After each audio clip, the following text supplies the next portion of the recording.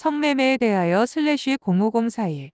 최근 여성부를 중심으로 성매매에 대한 법안들이 제정 또는 검토되고 있습니다. 오늘은 이러한 일련의 법 제정 움직임에 대한 간략한 내용과 저희 견해를 밝히면서 여러분과 함께 생각해 보기로 하겠습니다. 제정 또는 검토 법안들. 1. 성매매 특별법.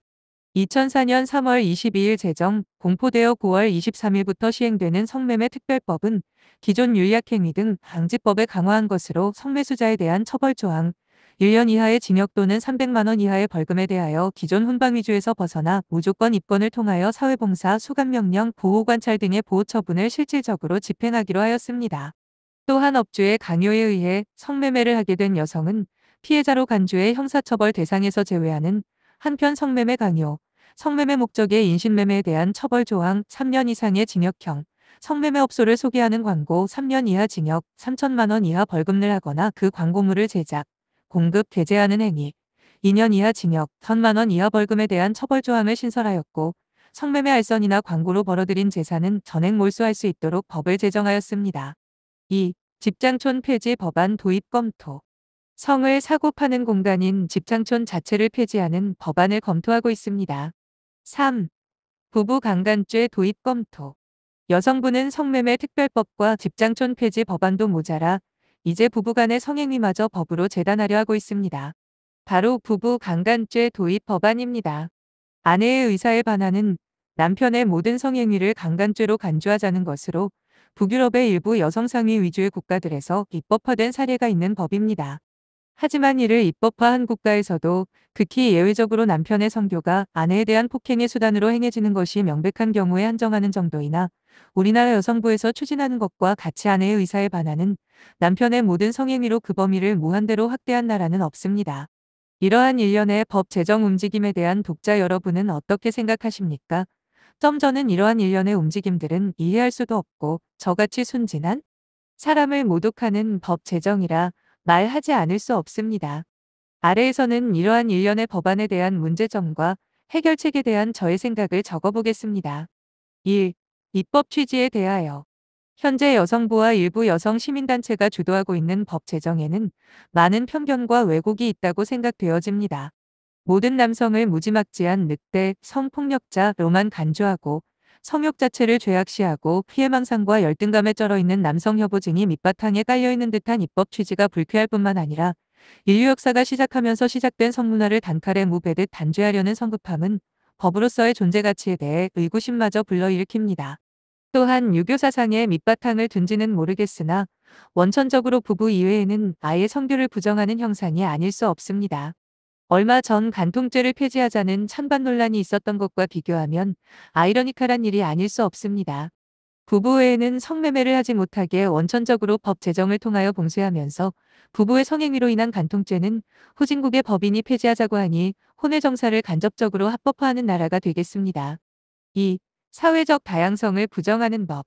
우리나라의 성문화는 성매매 여성과 성매매 고용주, 포주의 관계가 정상적인 고용인과 피고용인과의 관계가 아니라 선불금이라는 족쇄에 의해 종속적인 관계에 있고 이로 인해 피고용인의 인권 침해가 심각하다는 점에서 보면 성매매 특별법은 선불금을 무효화하고 성매매 여성을 예비범죄자 신분에서 벗어나게 했다는 점에서는 긍정적이라 할 수 있습니다.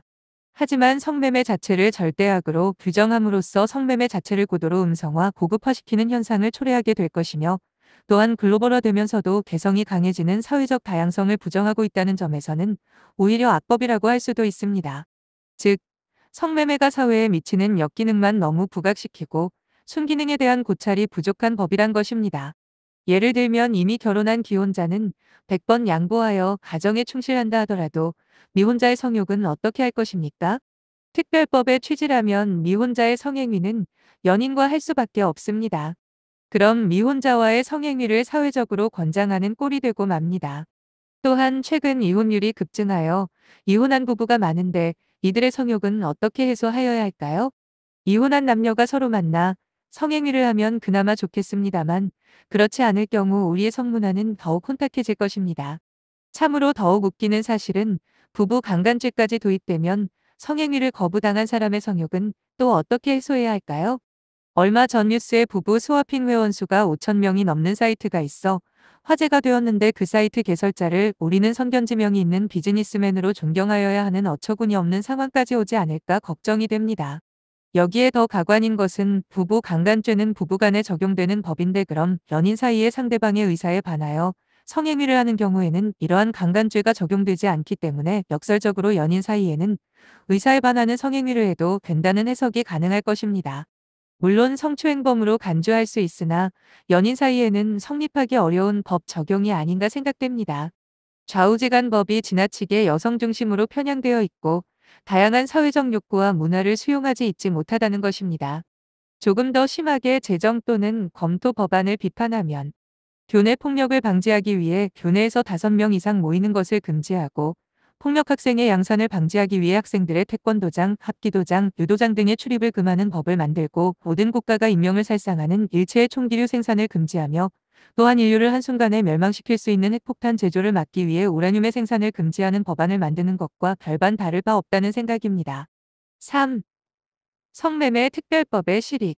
성매매 특별법으로 인해 성매매는 더욱 음성화되고 고급화될 뿐만 아니라 조직폭력배들의 이권사업이 될 것임은 분명합니다. 집장촌을 경찰이 단속하고 폐지 법안을 만들어 없애 본들 성매매는 더욱 음성적으로 고도화되어 인권의 사각지대는 확대되어 겉은 멀쩡하지만 속이 곪은 병든 환자 마냥 여러 가지 사회적 문제를 야기하게 될 가능성이 아주 높습니다. 인터넷, 케이블, 위성 및 지상파 DMB 등의 발달로 성문화를 접할 수 있는 채널은 더욱 다양해지고 있을 뿐만 아니라 IT 강국을 자타가 공인하는 대한민국에서 경찰이 집장촌 앞에서 단속하고 집장촌을 없앤들 눈 하나 깜짝할 대한민국 국민성이 아닙니다. 참고로 형사정책연구원의 통계에 따르면 성매매 여성은 최소 33만 명으로 추정하는 데 비해 집장촌의 여성들은 5,500명에 불과합니다. 정말 코끼리의 다리를 보고 입법을 추진한 꼴이며 집장촌 단속 실적으로 TV 인터뷰를 하고 승진하는 모습을 보니 가슴만 답답할 뿐입니다. 그래서 성매매 장소는 더욱 생활 근거지로 깊숙이 파고들 뿐만 아니라 상대적으로 가격이 비싸지게 되어 가난한 사람을 더욱 슬프게 만들 것이며 성매매가 원천적으로 봉쇄됨으로 인해 이들에 대한 관리 자체가 더욱 불가능하여 성병이 더욱 만연할 수도 있습니다. 더욱 우려되는 것은 불법이면서 수요가 많아 돈이 되는 곳에는 조직폭력이 개입된다는 사실은 지금까지의 경험으로 보아 불보듯하며 이제는 단순한 여성의 인권 유린 차원보다는 성매매에 종사하는 남녀 모두의 생명보존이라는 더욱 절박한 상황으로 치달을지도 모르겠습니다.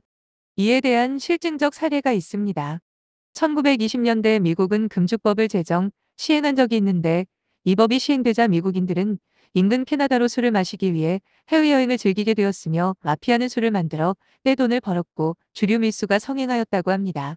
비싼 술도 사 먹을 수도 없고 해외로 나갈 수도 없는 가난한 사람들은 독성이 강한 저질, 술인 화학주만 마실 수 있었는데 이를 애용한 이들은 건강이 크게 해치게 되었는데 당시 미국 노스 교수에 의하면 금주령 동안 알코올 독성 성분으로 사망한 비율이 30배가 높았고 하였습니다.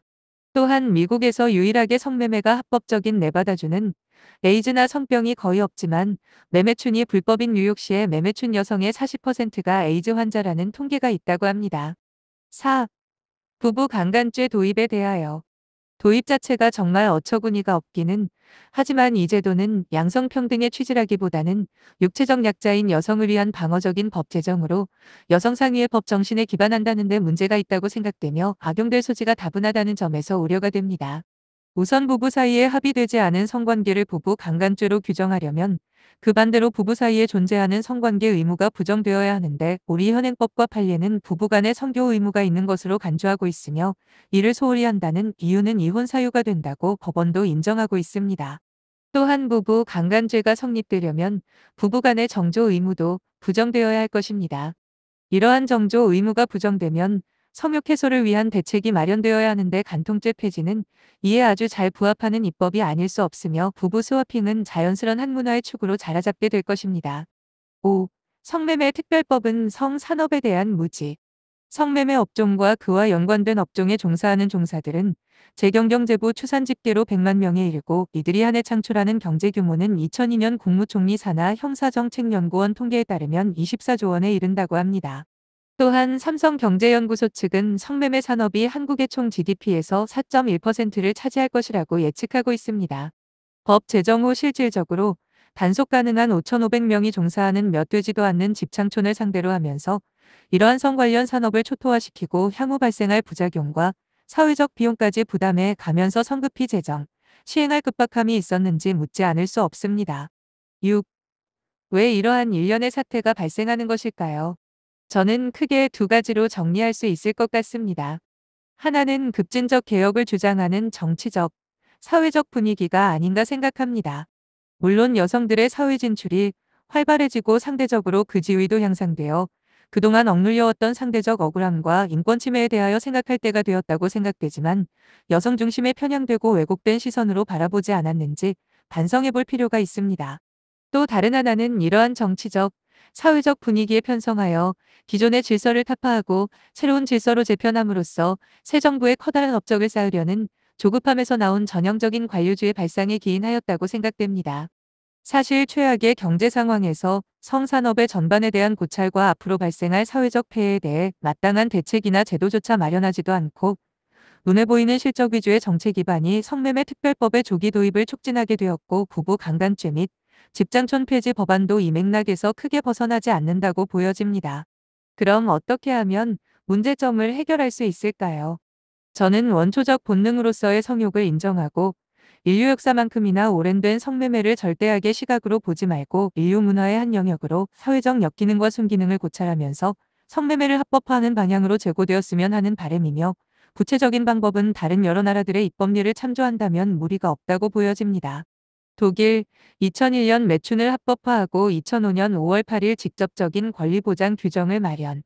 네덜란드 2000년 10월 매춘을 합법화하면서 서비스업으로 규정하여 세금을 내게 하는 한편 의료보험, 연금, 실업수당 등 사회보장 혜택을 받게 하고 있음.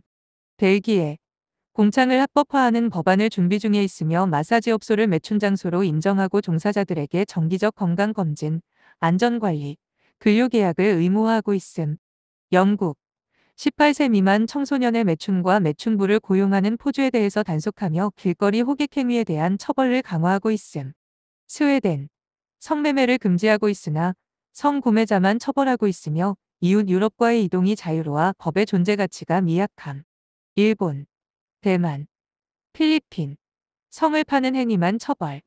중국 성매매 금지. 미국 주마다 다름. 네바다주 성매매 합법.